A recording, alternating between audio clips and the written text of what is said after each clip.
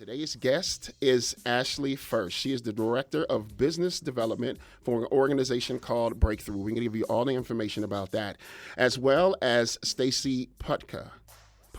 I said it wrong. I said it. And she said put down. I got to say it right. She's the Executive Director of Breakthrough. Welcome. Thank you so much for being here.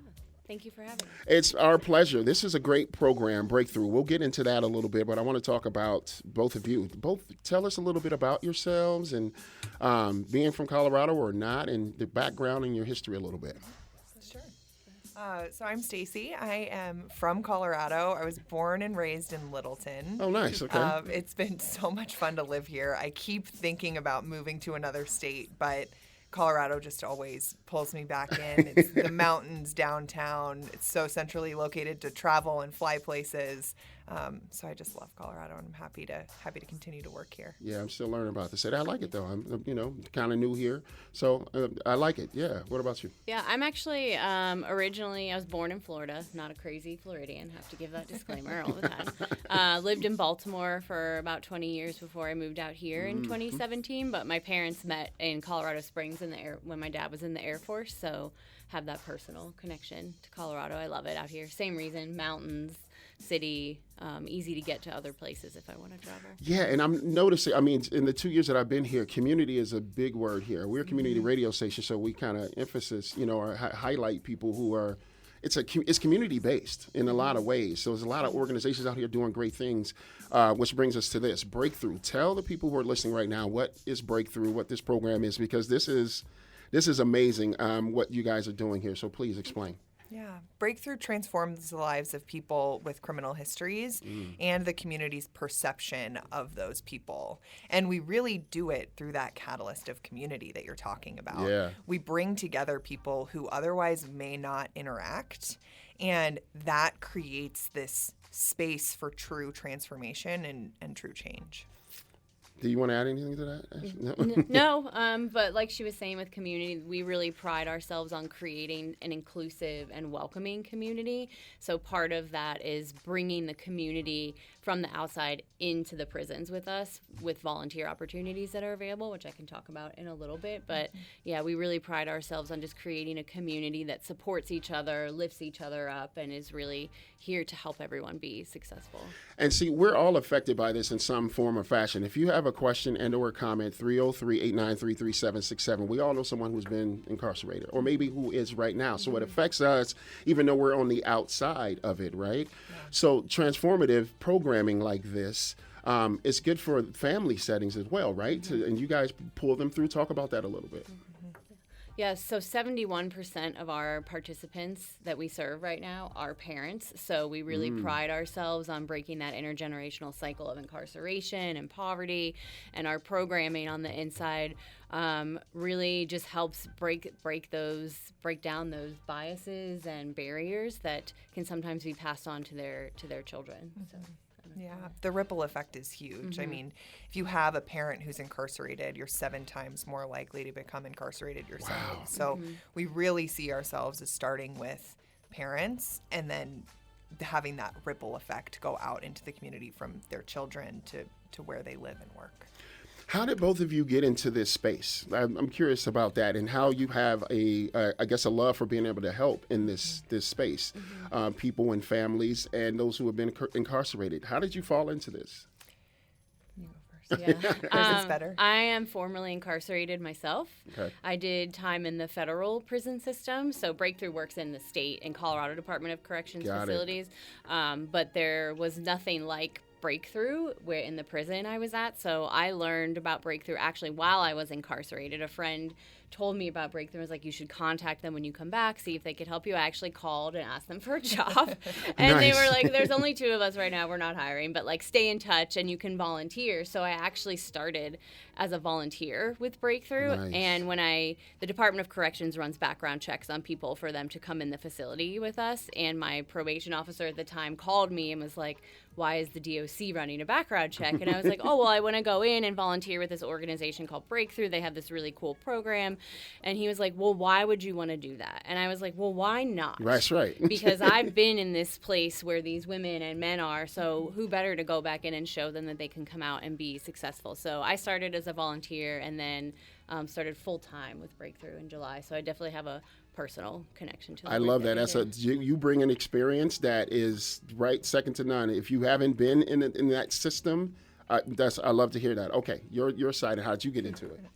So I've been really inspired by my dad's journey of recovery from addiction. Got it. He maintained sobriety from the time I was born through the rest of his life and was always really open and transparent with me about that journey. He had daily rituals that I would ask him, like, Dad, why are you doing that? What's the deal? And he was so honest with me that, you know, he was like, if I don't do this, if I don't take care of myself, I could fall back into addiction. And he was definitely living a criminal lifestyle. He just had the privilege of being a white middle-class male and never ended up in the system. So I really easily saw the transition of how my dad could have been incarcerated if he didn't have that privilege because of the choices that he was making. So I started working with people who were recovering from substance misuse disorders and who had mental illness. And by default, I started working with people in the system because we criminalize both of those things in our country. So from my very first internship to now, I've worked with folks in the system, and the system is built in a way to punish and not to rehabilitate, and that is what it's doing. That's important for people to hear that or understand that. Yeah, that it's built to punish. Yeah. And so you wanted to kind of change that. I guess the dynamic, yeah, absolutely. I saw something on your website there's a quote here: "A person is more than their past." Explain that a little bit for our people out there listening, or anyone who has been incarcerated. Maybe they're not sure where they fit in, because that is a reality for so many people and their families. A person is more than their past. What does that mean for the organization and how you rehabilitate, people into the community? Yeah. If anyone listening right now, no matter who you are, what your background is, think about who you were 20 years ago. And then compare that to who you are now. It's not the same. There's no way. There's no way. I mean, no matter what you've gone through, you're not the same, right? Yeah. So the fact that we apply that thought process to people with criminal histories and criminal pasts is that we're doing this weird thing to them that we would never do to ourselves or to other people, of assuming that someone is the same as they were 20 years ago. Right. Yeah. Right? So if we just think about ourselves for a second, we can project that out and say, gosh, if I'm not the same person I was 20 years ago, neither is anyone else. That's right. Yeah. Do you want to answer that? Yeah, no, I would agree with that wholeheartedly. And we like to say, too, that breakdowns can become breakthroughs, right? A little play on the name there, because, everyone's made a mistake in their life. Some people get caught, some people don't get caught.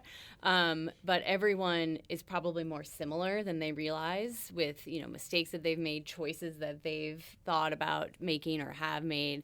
And again, that's part of where the community aspect comes in, and bringing in the outside community to meet our people where they're at and really see they have similar life experiences. They probably have more in common than they might realize. Yeah, and I wrote these 3 words down as well, because it's on the website: compassion, connection, and community. That's a big part of what you guys do. There was also, I'm getting just from the website here, and they're going to give you that information. Again, if you have a question, 303-893-3767. 15,000 people currently incarcerated in Colorado. What are some other metrics that you could share that are, pertinent to you guys trying to help, people who are affected by this? So about 6,000 to 9,000 people get released every year from incarceration. Okay. So those are people who need to find housing, find employment, navigate the new reality of the world. Some people have been incarcerated for a very long time. But specifically with employment, we know that housing and employment are the 2 of the biggest factors and determinants of recidivism, which is the likelihood that someone could go back to prison. And so with regards to employment, I encourage businesses and organizations out there to think of those 6,000 to 9,000 people as potential employees, not as someone that's made a mistake and has this red flag on their background, but someone that can bring some incredible life experiences. I always use this example that a drug dealer is an entrepreneur, and some people look at me like I'm crazy, but I mean, they understand profit and loss, they understand customer relationship management, inventory. Yes. So it's that's where Breakthrough as an organization can come in and provide that programming to help individuals who are incarcerated shift their way of thinking and help and realize, I can apply everything I knew on the streets into a real world like business environment and rebuilding my life. Because right now the recidivism rate in Colorado hovers around like 40%, which is a lot, which is pretty high. It's one of the highest in the country. And our recidivism rate for our people is 6%. So only 6% of our people that get released end up going back to prison. I love that. Can you speak to some of are there counselors or what do you have in Breakthrough that help, and what is some of their background and how they contribute to, breaking through with the people who are enrolled? Yeah. So we have an in-facility program that's 32 weeks long, and it's focused on character development, job readiness, reentry planning, and then the entrepreneurial mindset. And the goal is really leveraging that entrepreneurial mindset I love that. in your life, in your career. It makes you a better family person. If you ultimately want to start a business, great. We'll help people with that. But we want them to leverage that mindset in their career. So we have educational associates who go into the facilities and teach those classes every single week. Got it. So they're on site working with people while they're incarcerated for at least 2 hours. They both have degrees in human services. One of them is the child of an incarcerated dad, and so they're both deeply passionate about the work. And the thing when you mentioned the words on our website, compassion, connection, and community, the most important thing about our staff and about the community that we build is that if we believe in people, they start to believe in themselves.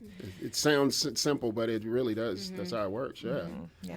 I love that. No, go ahead. And then our other kind of direct service team member is our reentry specialist. I met him when we started this organization in 2018. I met him inside Colorado State Penitentiary. He was incarcerated and a person in our program. And I thought he was never going to come home. So the goal was to have him be a mentor for people inside, and to have the fullest quality of life that he could, because that's still very, very important.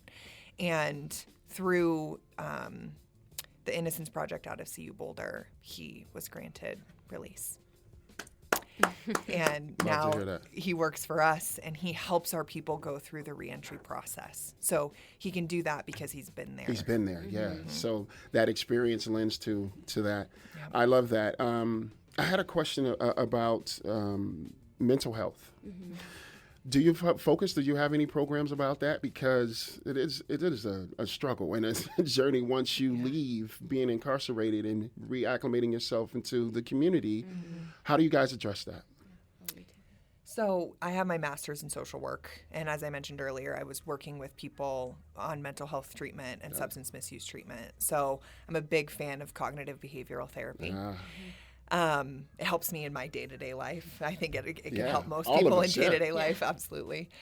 So we really have worked that into like the DNA of our in-facility program in helping people understand how their thoughts impact their emotions and how their emotions impact their actions. So we're not necessarily therapy providers inside, but it's just kind of the way that we deliver the curriculum is through that lens. And then on our post-release side, we are really focused on building partnerships with mental health providers so that no matter where our people are released to from a location perspective, we have a mental health provider available to connect them to so they can have access to quality mental health services post-release. I have a text here, and I want to get to the information so that you can share so how people can get involved. But someone just texted, love it. How can I join? I will volunteer. I think it's great. I did some time, but when my dad passed, he was in and out of jail and had a monkey on his back and saw him struggling through it. And I entered into the system. They said I would never get out. I was locked up about 20 years ago. I went to cognitive thinking classes, anger management, and never went back. So you see how this affects people. This is someone, they didn't put their name out, but that's fine. Thank you for texting us. But this is someone directly impacted by even what you're saying in this program is so important. So if you would please give them all the pertinent information on how people can get involved to volunteer or whatever it may be. Before I'll have Ashley do that, but I just want to say congratulations to that person being Yes, out indeed. for 20 years. Yes. It's a big deal. Yeah. So really happy for them, and we'd love to have them come volunteer. Yeah. Thank you for taking the time to text. That's really incredible. But people can get involved by volunteering in facility with us. So if you visit our website at breakthrough.org, you can see the events calendar on there. We have several. We have about 3 to 4 events coming up in the next between July and August. So our next event is July 16th down at where did I say it was? Centennial Correctional Facility in Canyon City. That has a sign-up date of June 7th, again, because we have to allow time for background checks, the Department of Corrections to run those. And then our next event is July 30th at La Vista Correctional Facility, which is their business pitch boot camp. So we need volunteers to sign up for that by June 21st. But again, if anyone just visits the website, checks out the events calendar, there's a ton of volunteer opportunities available on there. I love that. Thank you so much. Give the website one more time. I don't want anyone to miss it. And I can text it to them if they need it. Yeah, Time to Breakthrough. Okay. Yep. And one last thing before we go. Again, a person is more than their past. If you're listening to this and you're going through it, and again, you're not sure where you fit in, what's some last closing words that you would give to anyone listening if they're not sure that they can make it and they can break through? You're inherently valuable and important. We do this activity that focuses on empathy building, and it's amazing how many people in the world don't believe that they are inherently worthy of value. And so if I could wave a magic wand, I would want everyone to internalize that belief. And then it changes how you show up in the world when you believe that. I love that. Thank you both so much. Again, if you need more information, 303-893-3767. We'll send it to you. Stacey and Ashley, you guys are gossing. Thank you and keep doing what you're doing. Thank you for all your work here in this city. Thank you.